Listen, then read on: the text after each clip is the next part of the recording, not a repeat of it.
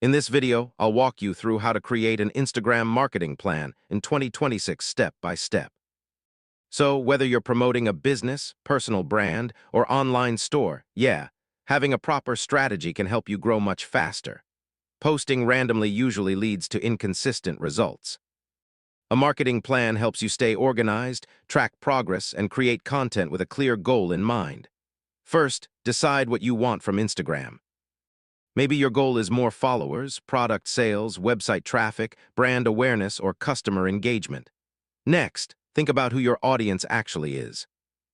Understanding age, interests, location, and problems can help you create much better content.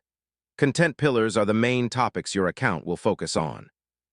For example, a cooking brand might post recipes, cooking tips, kitchen hacks, and food reviews.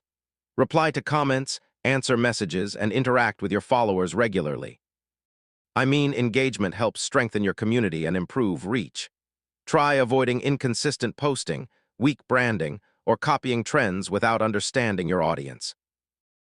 Strategy matters more than random posting. And that's basically the full guide to creating an Instagram marketing plan in 2026.